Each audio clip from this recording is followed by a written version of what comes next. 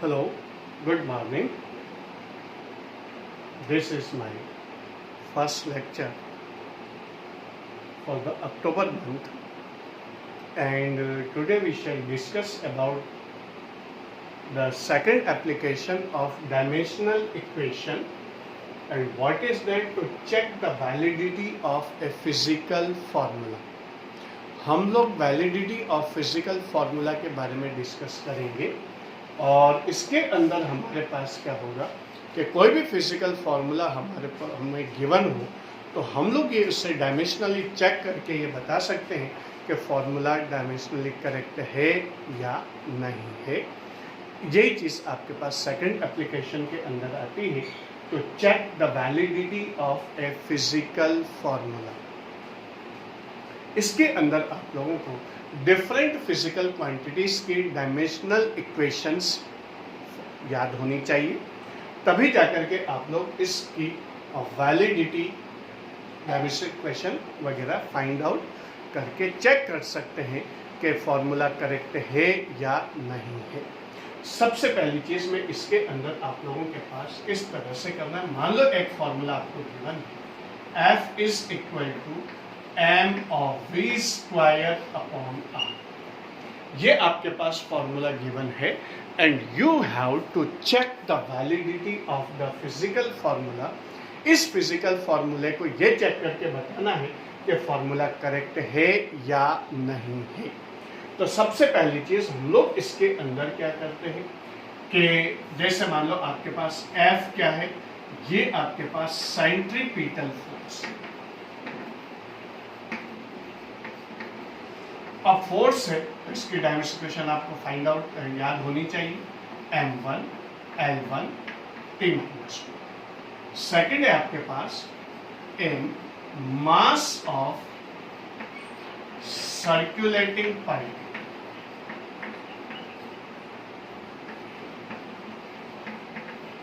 मास है m1 l0 t0। इसकी हमारे पास क्या होगी, डायमेंशनल इक्वेशन होगी। इसके बाद आपके पास नेक्स्ट चीज जो है वो है velocity of particle, mass particle. Velocity of mass particle के अंदर डायमेंशनल इक्वेशन आपको पता होनी चाहिए, m0 l1 t-1 r और रेडियस ऑफ सर्कुलर पाथ और रेडियस ऑफ सर्कुलर पाथ। ये आपके पास इसके अंदर डायमेंशनल इक्वेशंस के अंदर ये चीज होगी और रेडियस का मतलब डिस्टेंस ही होता है, तो आ जाएगा आपके पास m0 l1 t0। ये डायमेंशनल इक्वेशंस आप लोगों को पता होनी चाहिए। इस वजह से आप लोग डायमेंशनल इक्वेशन से लर्न करके और इस तरह से F सेंट्रीपिटल फोर्स है, M मास ऑफ पार्टिकल है और V वेलोसिटी ऑफ पार्टिकल है, R radius of circular path है। जब ये सारी चीजें आपके पास होंगी तो आप लोग क्या करेंगे, सबसे पहले लेंगे LHS लेफ्ट हैंड साइड, यानी ये वाली साइड और इस वाली साइड के अंदर आपके पास सेंट्रीपिटल फोर्स जो है F से डिनोट करें, F से करो। फोर्स चाहे कोई सा भी हो, किसी भी फॉर्म का फोर्स हो, उसकी डायमेंशनल इक्वेशन सेम रहेगी। सारे जितने फोर्सेस हैं m1 l1 t-1। ये आपके पास लेफ्ट हैंड साइड का आया डायमेंशनल इक्वेशन। एक ही आपके पास फिजिकल क्वांटिटी है और उसी की डायमेंशनल इक्वेशन आप लोगों ने लिख ली। अब आप आएंगे RHS पार्ट, यानी इस वाले पार्ट पर आ जाएंगे, राइट हैंड साइड वाला पार्ट RHS पार्ट, और इसमें क्या है आपके पास mv स्क्वायर अपॉन r आपके पास आ रहा है। m का मतलब मास, मैं केवल इसमें m1 लिखूंगा, l0 t0 में छोड़ देता हूं। इसी तरह से v स्क्वायर, पहले हमारे पास जो भी जीरो वाले पार्ट टर्म्स छोड़ देंगे हम लोग, l1 t-1 और v स्क्वायर का मतलब इसके ऊपर स्क्वायर आ जाएगा अपॉन l1। ये हमारे पास हमने डायमेंशनल इक्वेशन लिख दी। 0 वाली जो भी थी, जैसे मान लो इसके अंदर केवल m1 l0 t0, तो मैं l0 t0 मैंने इसको हटा छोड़ दिया अभी यहाँ पर। और इसी तरह से वेलोसिटी ऑफ पार्टिकल m नहीं था, m नहीं लिखा, L1 t-1 था, और रेडियस ऑफ सर्कुलेटिंग पार्टिकल के अंदर m0 और t0 आपके पास था, ये हम नहीं लिखेंगे और इसकी जगह पर हम लोग केवल L1 लिखेंगे। इसी को हम लोगों को सॉल्व करना है। तो जब आपके पास इधर m1 आ गया इनटू ये आपके पास आ रहा है स्क्वायर, तो ऊपर की पावर अंदर के पावर से क्या हो जाएगी, मल्टीप्लाई हो जाएगी। 2 को 1 से मल्टीप्लाई करेंगे, आपके पास कितना आ जाएगा L2। इसी तरह से 2 को -1 से मल्टीप्लाई करेंगे, -2 t-2 अपॉन L। फिर उसके बाद हमारे पास RHS वाले पार्ट के अंदर क्या रहेगा, नेक्स्ट आएगा M1 L2 t-2। अब ये L1 ऊपर जाएगा तो इसका साइन, पावर का साइन क्या हो जाएगा, चेंज हो जाएगा, L-1 बन जाएगा। अब L2 और L1 इनके बेस सेम है, पावर्स आपके पास क्या हो जाएंगे, मल्टीप्लाई में है तो डिवाइड हो जाएंगे, तो आपके पास आ जाएगा M1, मल्टीप्लाई में तो पावर्स क्या हो जाएंगी, ऐड हो जाएंगी, आपके पास क्या हो जाएगा L2 -1 t-2 M1 2 में से बन गया तो 1 t-2। ये आपके पास RHS पार्ट आया। LHS की डायमेंशन इक्वेशन और RHS की डायमेंशन इक्वेशन दोनों इक्वल हैं, तो इसका मतलब ये हो गया कि हमारे पास क्या हो जाएगा कि LHS is equal to RHS। LHS की डायमेंशन इक्वेशन और RHS की डायमेंशन इक्वेशन इक्वल आ गई, और इक्वल आ गई तो इसका मतलब क्या हो गया कि फॉर्मूला क्या है, डायमेंशनली करेक्ट है। This formula is dimensionally correct.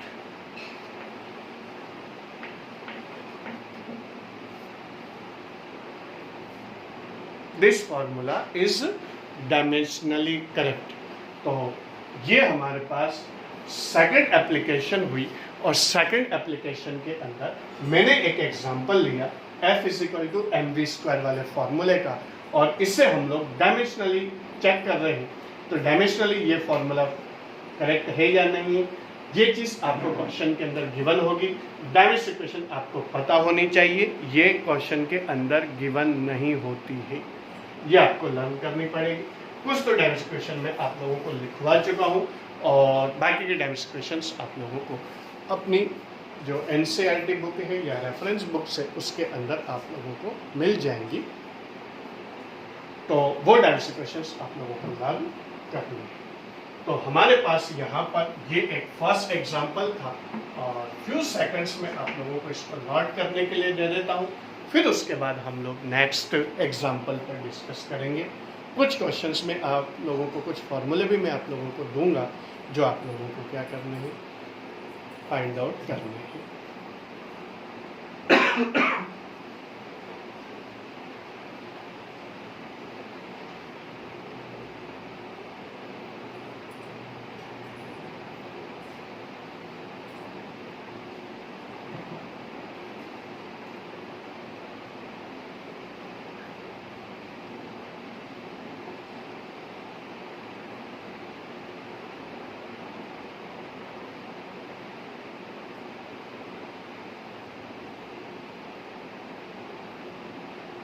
Okay, एक और एग्जांपल ले लेते हैं हम लोग, जिसमें वैलिडिटी हम लोग चेक करेंगे।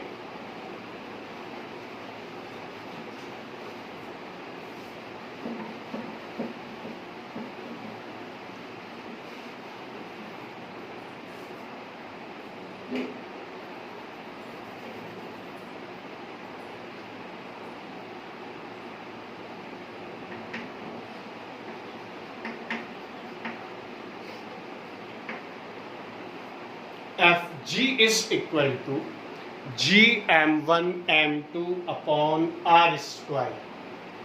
इसके अंदर आपके पास Fg ग्रेविटेशनल फोर्स है,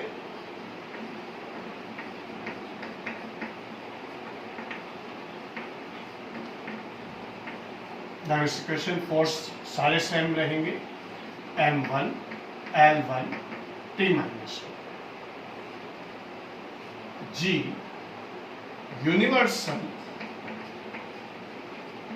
gravitational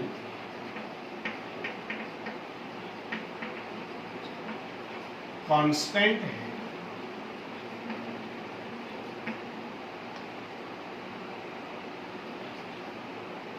m-1 L3 T-2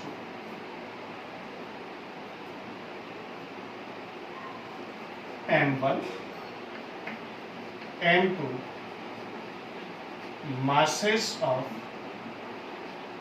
particles हैं, चाहे m1 हो चाहे m2 हो, dimensional equation m1 L0 T0 हमारे पास रहेगी और सेपरेशन ऑफ मासेस है, दोनों मास पार्टिकल्स के बीच के डिस्टेंस है सेपरेशन ऑफ मासेस, और सेपरेशन का मतलब वही डिस्टेंस है और डिस्टेंस की डायमेंशन रहेगी L1, M वाली में कोई नहीं, T वाली आपके पास रहेगी 0। तो ये आपके पास डायमेंशनल इक्वेशंस हैं और ये आपके पास इसके अंदर फिजिकल क्वांटिटीज है। तो इस फॉर्मूले के अगर वैलिडिटी चेक करनी है तो वही तरीका रहेगा हमारे पास। सबसे पहले हम लोग कौन सा लेंगे, LHS part of the question consider करेंगे। LHS part of the question के अंदर हमारे पास क्या रहेगा, Fg ग्रेविटेशनल फोर्स से dimensional equation m1 L1 T-2, this is equation number first. क्योंकि लेफ्ट साइड पर हमारे पास केवल फोर्स ही गिवन है और फोर्स गिवन है तो इसकी डायमेंशनल इक्वेशन हमारे पास रहेगी m1 L1 T-2। अब इसके बाद RHS वाला पार्ट हम कंसीडर करेंगे और राइट हैंड साइड वाला, और राइट हैंड साइड वाले पार्ट के अंदर हमारे पास क्या रहेगा, वो रहेगा फॉर्मूला वही G m1 m2 upon r²। G की डायमेंशनल इक्वेशन हमारे पास है m-1 L3 T-2। मास m1 की m1 ही लिखूंगा मैं, और इसी तरह से मास m2 की m1 ही लिखूंगा मैं, अपॉन L1 का स्क्वायर आ जाएगा। m0 और t0 मैंने इसके अंदर कंसीडर लिया नहीं है, और फिर उसके बाद हम लोग इसे सॉल्व कर लेंगे।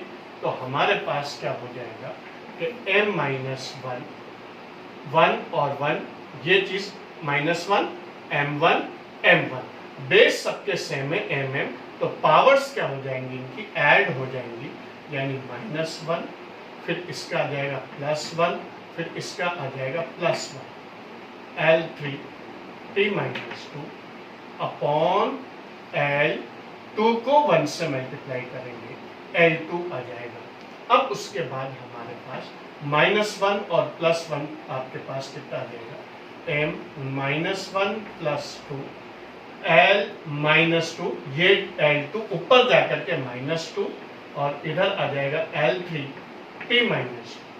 हमारे पास 2 में से बन गया m1, फिर उसके बाद बेस सेम है, इसके अंदर आपके पास -2 +3 पावर्स ऐड हो जाएंगी, L की पावर्स, T की पावर्स, mm की पावर्स हम लोग क्या करेंगे, एक साथ लिख करके ऐड कर देंगे। ऐड का मतलब यही है, अगर माइनस साइन है तो माइनस साइन ही लिखा जाएगा।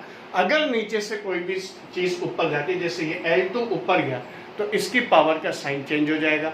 ऊपर से अगर नीचे लेकर आएंगे तब भी इसकी पावर का साइन क्या हो जाता है, चेंज हो जाएगा। और अगर अब इसके बाद जो ऊपर ऊपर ले रहे हैं हम लोग, तो ये पावर्स ऐड हो जाएंगी, T-2 -2 +3 1 आ जाएगा, m1 L1 T-2 आपके पास इसके अंदर रहेगा। तो ये आपके पास Gm1 m2 अपॉन r² की डायमेंशन हुई सर्किट, क्योंकि दोनों साइड की LHS पार्ट और RHS पार्ट की डायमेंशनल इक्वेशन इक्वल आ रही है आपके पास। फाइनल सॉल्व करने के बाद LHS is equal to RHS means given formula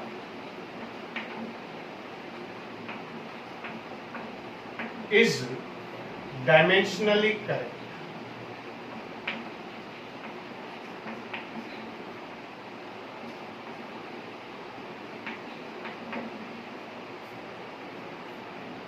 ये आपके पास इसके अंदर रहेगा। तो फ्यू सेकंड्स में आप लोगों को इसके दे देता हूँ और फिर उसके बाद हम लोग कुछ क्वेश्चंस में आप लोगों को सॉल्व करने के लिए दूंगा।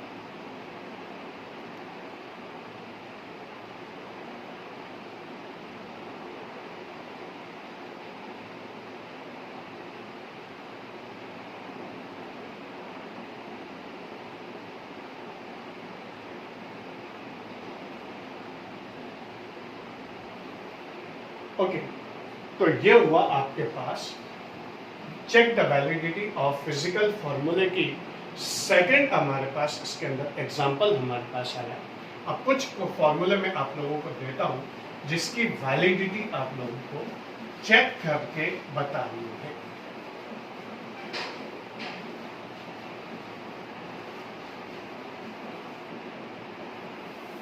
और जब फॉर्मूले के अंदर जो भी वैलिडिटी हम लोग चेक करेंगे उसके अंदर हमारे पास प्योर नंबर के कोई डायमेंशन नहीं होती, यानी वो डायमेंशन लेस होते हैं। इसी तरह से हमारे पास साइन, कॉस यानी लॉग, ट्रिग्नोमेट्री, लॉगरिथमिक, इस तरह के जितने भी आपके पास जो टर्म्स आपके फॉर्मूले में आती हैं उनकी कोई डायमेंशनल इक्वेशन नहीं होती है। तो फॉर्मूले के अंदर अगर ये चीज़ें हो इनकी कोई डायमेंशनल इक्वेशन कंसीडर नहीं करेंगे। प्योर नंबर्स चाहे वो कोई से भी हो, 1, 2, 3, 4, 6 पाई आ रहा हो, वो भी डायमेंशन लेस क्वांटिटी होती, प्योर नंबर में शामिल होता है वो 22/7 या 3.14। ट्रिग्नोमेट्रिक जितने फंक्शन हैं यानी जहाँ भी साइन, कॉस, टेन इस तरह की चीज़ें आ रही है वो सब के सब डायमेंशन लेस। इसी तरह से लॉगरिथमिक के अगर मान लो कोई टर्म के अंदर फॉर्मूले के अंदर लॉग लग करके फॉर्मूला आ रहा है तो वहाँ भी लॉगरिथम की जो डायमेंशन इक्वेशन है वो भी हम लोग इसके अंदर कंसीडर नहीं करते हैं। तो हमारे पास यहाँ पर इसके अंदर वैल्यूज नहीं है। अब इसके बाद में कुछ फॉर्मूले आप लोगों को दे देता हूँ। जैसे फर्स्ट फॉर्मूला आपके पास आएगा, kinetic energy is equal to half mv²। K ई क्या है आपके पास? Kinetic energy. एनर्जी चाहे कोई से भी हो, डायमेंशन इक्वेशन सबकी सेम रहती है। M mass of particle, mass of particle जो मूविंग पार्टिकल है वो इसके अंदर आएगा, मूविंग पार्टिकल। और v और वेलोसिटी ऑफ पार्टिकल।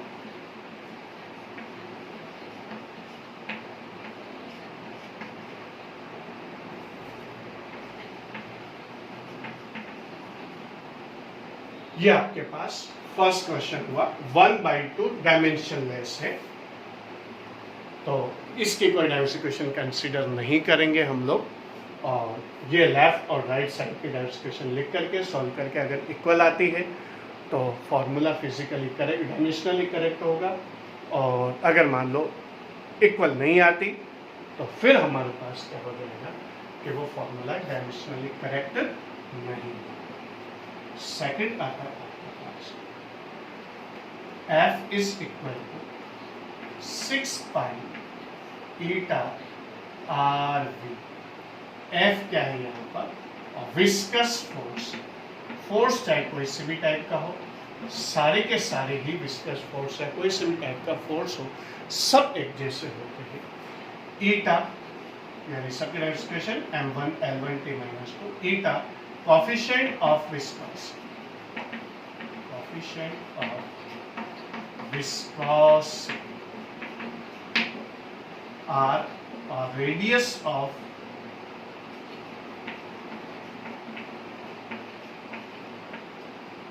body,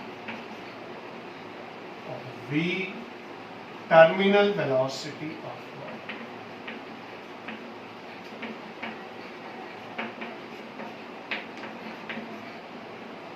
ये आपके पास है। डाइवर्स इक्वेशंस आप लोगों को मिल जाएंगी। फ्यू सेकंड्स में आप लोगों को इसको नोट करने के दे देता हूँ। Then after you solve it,